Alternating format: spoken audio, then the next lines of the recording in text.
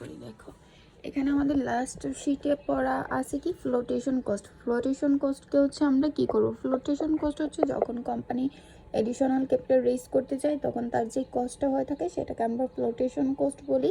তো flotation কস্টের incorrect treatment বলতেছে কি আমরা তাকে পার্সেন্টেজ দেখায় করব না, মানে আমরা তাকে পার্সেন্টেজে নিয়ে আসবো না, আমরা তাকে হচ্ছে ডিরেক্ট ইনিশিয়াল কস্ট বের করে তারপর হচ্ছে ওর কাজ করব।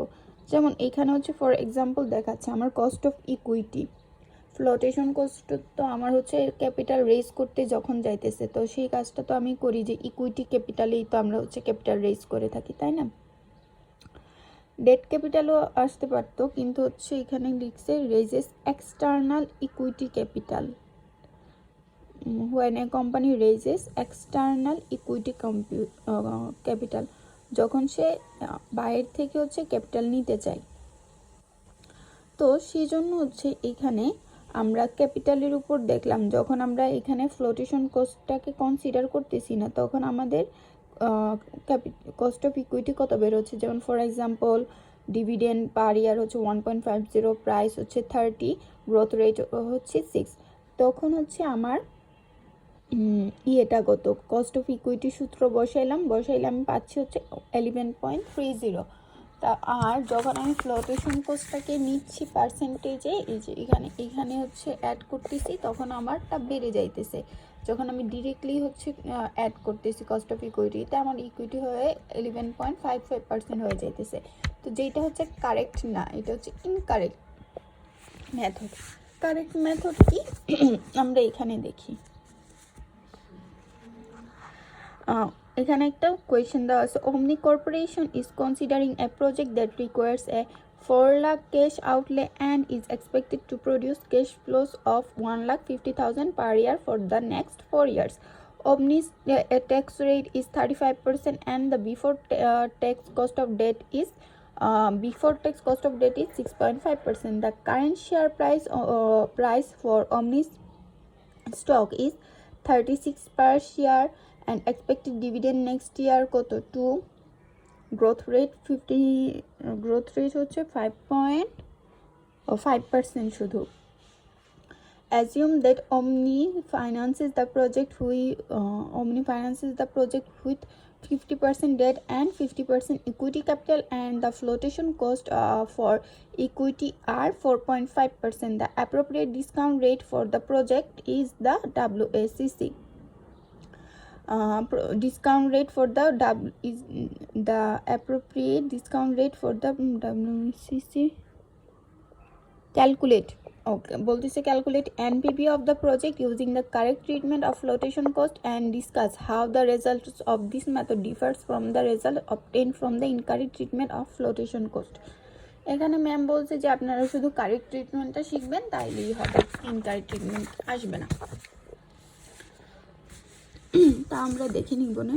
এখন তোমাকে হচ্ছে কি দেওয়া ছিল, কস্ট অফ ডেট দেওয়া ছিল, বিফোর দেওয়া ছিল, এটাকে তুমি আফটার করে নিছো। কস্ট অফ ইকুইটি তুমি বের করে নিছো তোমার সূত্রের মাধ্যমে, তারপর তুমি WACC করে নিছো। যদি ওয়েট কিছু বলা না থাকে আমরা 50-50 ধরে ওয়েট নিয়ে করে থাকি। তারপর হচ্ছে বলতেছে because the project is finance 50% equity. এখন আমার এই ফ্লোটেশন কস্ট যে 0.50 ছিল 4.50 ছিল সেটা তো আমার ইকুইটি ক্যাপিটাল কত সেটার উপর হবে। তাহলে আমার ইকুইটি কত ছিল, আমার 4 লাখ যদি হচ্ছে আমার টোটাল থাকে ওইখানে 50%-এ হচ্ছে আমার 2 লাখ আসতেছে, তাহলে এই 2 লাখের উপর আমার কস্ট হয়েছে কত 4.5%।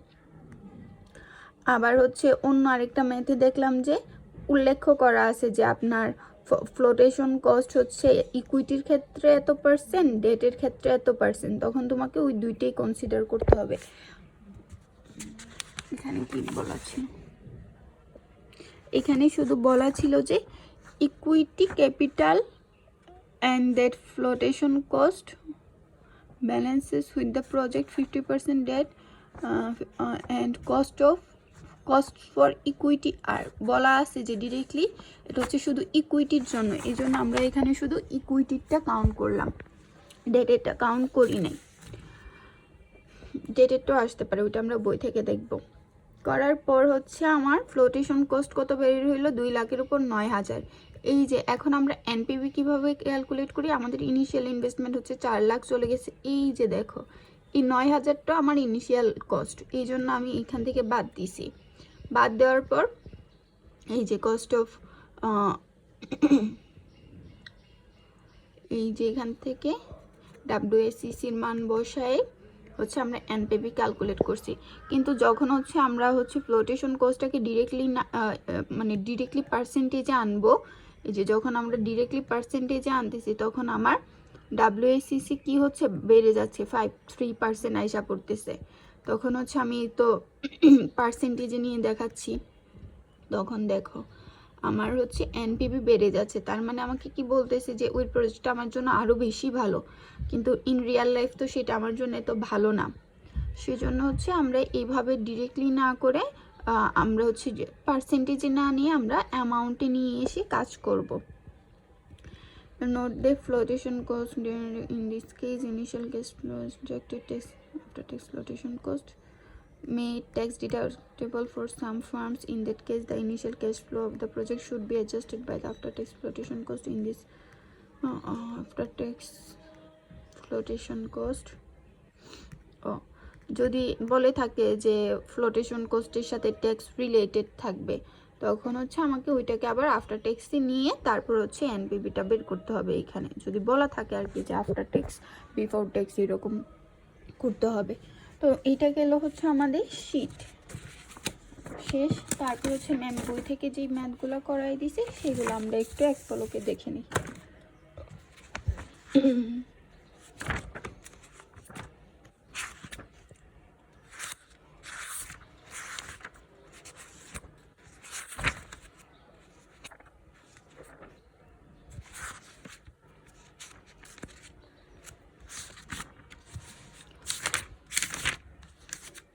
এই যে এখানে তোমাকে একটা মেথডে বলছিলাম না, এসএমএল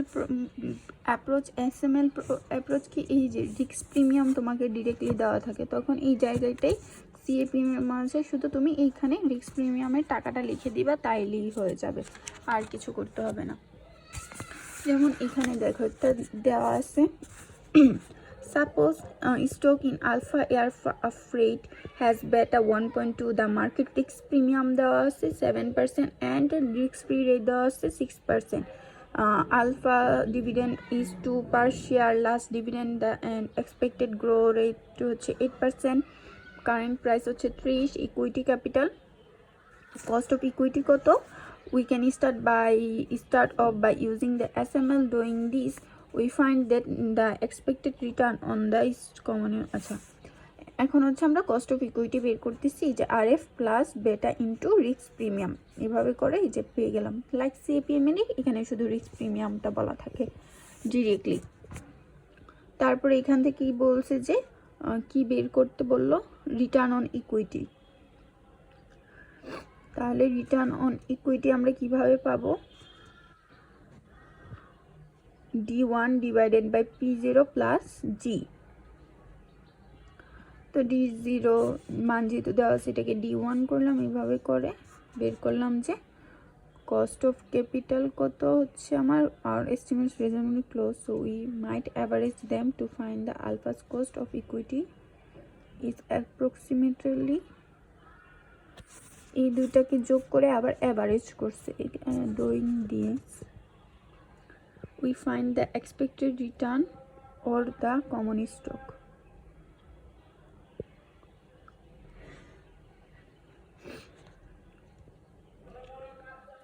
মানে হচ্ছে তোমার কাছে কস্ট অফ ইকুইটি চাইছে দুইভাবে, একটা হচ্ছে ডিডিএম মডেলে চাইছে, আরেকটা হচ্ছে গিয়ে এসএমএল মডেলে চাইছে। তাহলে তোমার কস্ট অফ ইকুইটিটা আসলে কত হবে, তাহলে তুমি তো এসএমএল মডেলে একটা পাইলা, এটা হচ্ছে তোমার ডিডিএম মডেলে তুমি একটা পাইলা, আর মানে হচ্ছে এখানে কস্ট অফ ইকুইটি আমরা কে এর বদলে অনেক সময় আরও ইউজ করে থাকি, তো সরি হ্যাঁ ঠিকই বলছি।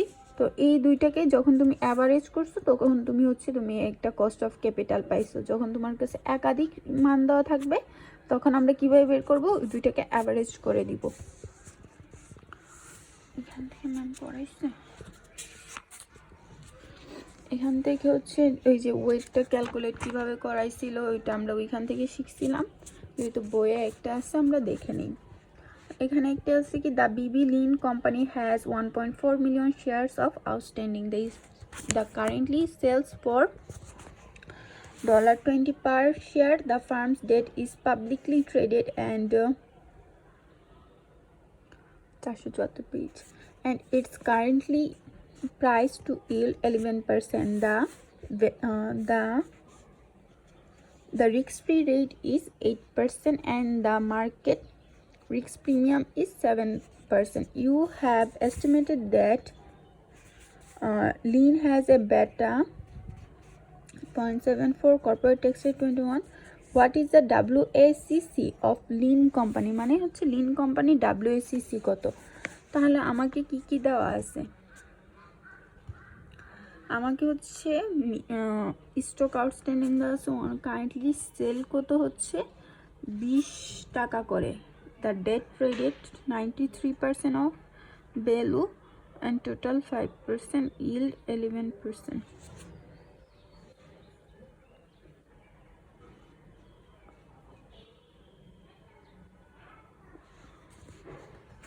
আচ্ছা, এখান থেকে ধরো আগে হচ্ছে আমরা এখানে কি বলতেছি, কস্ট অফ ইকুইটি আর কস্ট অফ ডেটটাকে ক্যালকুলেট করতেছি। তো কস্ট অফ ইকুইটিকে ক্যালকুলেট কিভাবে করতেছি, যে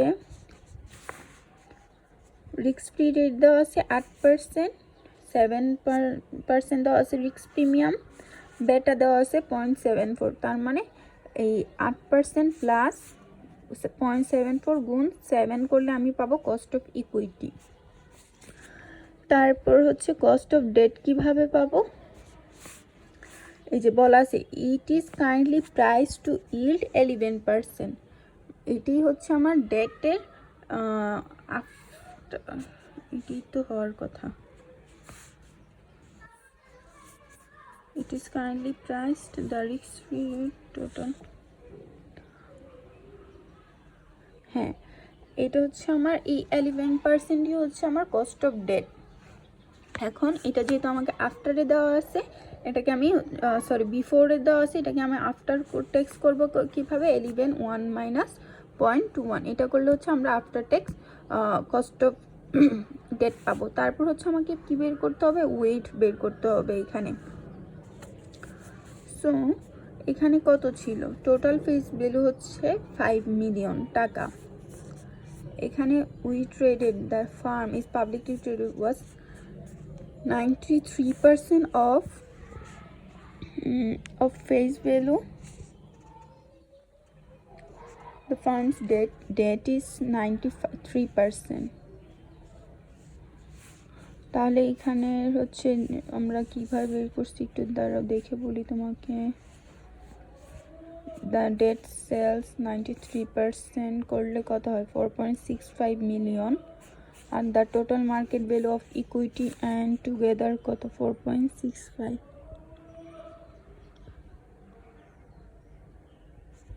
28 মিলিয়ন কই দেওয়া আছে, ও দেখো আমরা এখানে কি করছি, আমাদের ক্যাপিটাল ছিল কত 1.4 মিলিয়ন, তার কারেন্টলি প্রাইস শেয়ার আউটস্ট্যান্ডিং ছিল আর প্রাইস ছিল হচ্ছে 20, তাহলে এই দুইটা প্রাইস আর শেয়ার আউটস্ট্যান্ডিং গুণ করলেই তো হচ্ছে আমরা এখান থেকে ইকুইটি পাবো 1.4 ইন্টু 20, তার মানে আমার টোটাল ইকুইটি হচ্ছে 28 মিলিয়ন। আর হচ্ছে আমি আমার টোটাল ফেস ভ্যালু ছিল 5 মিলিয়ন, এখান থেকে হচ্ছে আমি 93% ডেটের মাধ্যমে কালেক্ট করছি, তাহলে এটা 93% হচ্ছে 4.65। এখন আমরা ওয়েট কিভাবে বের করি, এই হচ্ছে ইকুইটি আর হচ্ছে এটা প্লাস করে তারপর হচ্ছে টোটালটা বের করব, তারপর যখন ইকুইটি বের করব 28 ভাগ দিব 32.65, যখন ডেটের ওয়েট বের করব 4.65 ডিভাইডেড বাই 32.65, দেখি যে এখানে এইভাবেই করছে নাকি, হ্যাঁ এই যে এখানে করে আমরা হচ্ছে দেখো ওয়েট বের করলাম ইকুইটি, তারপর হচ্ছে আবার 1 more because we had at 1% debt, we can easily end up the percentage of equity used to in financed operation is eto because words have to added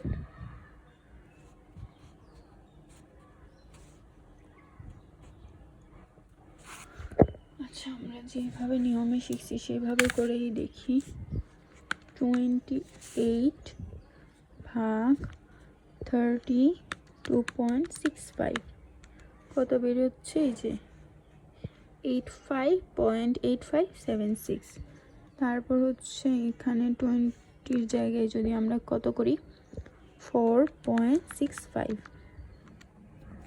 1424 এই যে 1424 আমরা যেভাবে শিখছি ওইভাবে করে এখানে ওয়েটটা লিখবো আর cost of equity cost of debt তো আমরা আগেই বের করলাম তো এটা যোগ করলেই হচ্ছে আমরা এটা পেয়ে গেছি ঠিক আছে এটা হচ্ছে WSCC না বুঝতে বললে আবার বলবো না এখন কস্ট অফ ডেট ম্যাম হচ্ছে আরেকটা নিয়মে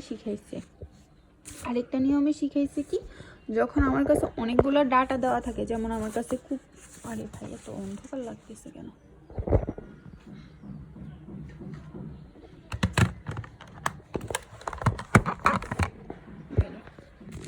এই যে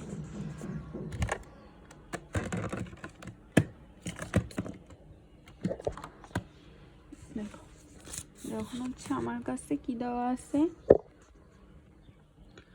কুপন রেট দেওয়া আছে ম্যাচুরিটি দেওয়া আছে বুক ভ্যালু দেওয়া আছে প্রাইস দেওয়া আছে ইল্ড টু ম্যাচুরিটি দেওয়া আছে তখন হচ্ছে আমরা কি করব কস্ট অফ ডেটটাকে কিভাবে কাউন্ট করব দেখো এটার জন্য হচ্ছে আমাদেরকে একটা বক্স করতে হবে প্রথমে কুপন বুক ভ্যালু তো দেওয়া আছে এখানে হচ্ছে প্রথমে পার্সেন্টেজ অফ টোটাল বের করতে হবে পার্সেন্ট অফ টোটাল কীভাবে বের করবো 1,85,000 ডিভাইডেড বাই 3 লাখ এটা দিব 2,94,000 ভাগ এটা দিব টোটাল দিয়ে ভাগ করলে হচ্ছে আমরা পার্সেন্টেজ অফ টোটালটা পেয়ে যাব তারপর মার্কেট ভ্যালু কিভাবে পাবো মার্কেট ভ্যালু পাবো হচ্ছে ফেস ভ্যালু ইনটু প্রাইস এই যে সবগুলো দেখো 100%-এর উপর দেওয়া আছে তাহলে আমরা 100 মাইনাস করে নিব হ্যাঁ আমরা শুধু নিব 2.05 2.611 3.358 এটাকে যখন আমরা এইটার সাথে গুণ করতেছি তখনই হচ্ছে আমরা পেয়ে যাচ্ছি এই যে যেমন 185 প্লাস 185 ইন্টু 0.2045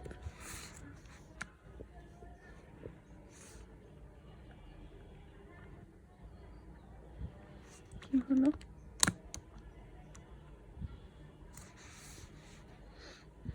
185.2 185 গুণ 2.045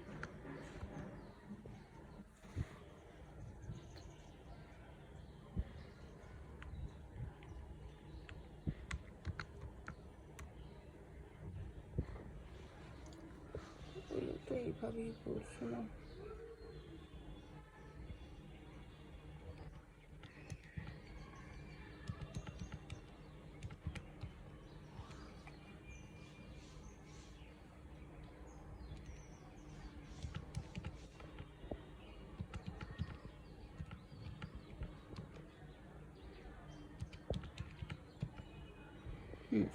এই যে দেখো তোমার কেমন ক্যালকুলেশনটা দেখো এখানে 2.045কে আমরা হচ্ছে 100 দিয়ে ভাগ করব প্রথমে পার্সেন্ট পয়েন্টে নিয়ে আসবো তাহলে 185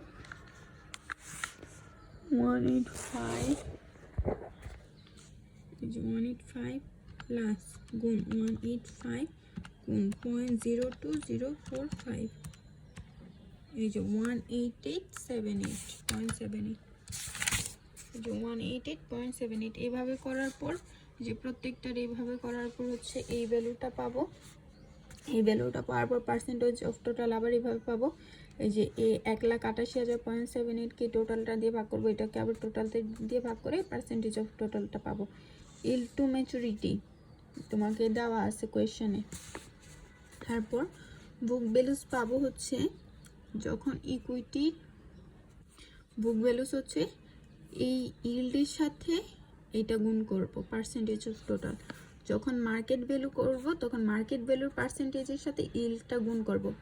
যদি দেখি যে ক্যালকুলেশনে আসতেছে হচ্ছে 16 পয়েন্ট, আচ্ছা 4টা বলি, হ্যাঁ, যেমন আমরা 2 ডেসিমেল করে নিব, যেমন 1.1653 আসতেছে, তার মানে ওই সময় আমরা নিব 17। যদি আসে এরকম 0.1632, তার মানে আমরা নিব 16। এভাবে করে হচ্ছে আমরা এটা ক্যালকুলেট করলাম। এই যে ক্যালকুলেট করছি, এখানে দেখো আমরা একটা মার্কেট ভ্যালুর, বুক ভ্যালুর হচ্ছে কস্ট অফ ডেট পাইছি, আর একটু হচ্ছে আমরা মার্কেট ভ্যালুর কস্ট অফ ডেট পাইছি। 2.96% book value হচ্ছে on a basis for whether market values or book values are used no difference. The reason is that market values and book values are similar. This will often case why companies frequently use values data, so we need to consider its cost. আচ্ছা, এখানে কি বললো আমি বুঝতে পারি নাই, কিন্তু যদি হচ্ছে ম্যাম আমাদেরকে ক্লাসে বলছিল যদি হচ্ছে আমাদের কাছে দুইটাই দেওয়া থাকে, আমরা সবসময় মার্কেট ভ্যালুটাকে নিয়ে কাজ করব।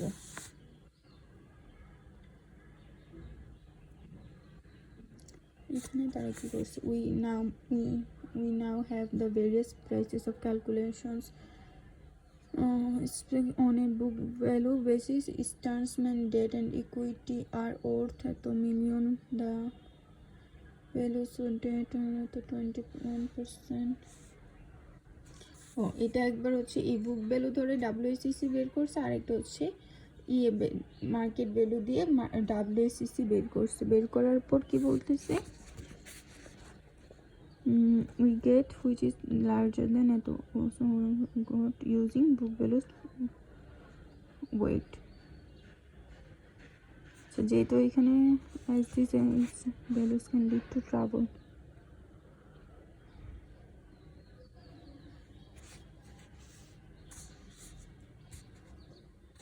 Usually আচ্ছা, এইটুক ম্যাম হচ্ছে এখানে এইটুক পড়াইছিল যে আমরা আসলে কিভাবে বের করতে পারি, তারপর আর ওই রকম কিছু বলে টনি না, মনে আসতেছে না। কিন্তু ম্যাম ক্লাসে বলছিল যদি আমরা এই যে ওয়েট বের করার সময় আমরা অবশ্যই হচ্ছে গিয়ে, আচ্ছা ওয়েট বের করার সময় বলছিল যে মার্কেট ভ্যালুর ডাটা নিব, আমরা কস্ট অফ ডেট ইউজ করতেছি। সেইটা একটু আমি তোমাকে মেজবা থেকে জেনে তোমাকে আমি মেসেজ দিব না। এইটাও এখানে সেম কিভাবে বের করলাম এটা একটু দেখো, যে আমার আফটার ট্যাক্স ক্যাশ সেভিংস আছে একটা, আমাকে একটু যেতে হবে, তো ওই জন্য আমি আরেকটা পার্ট তোমাকে একটু পরে দিচ্ছি।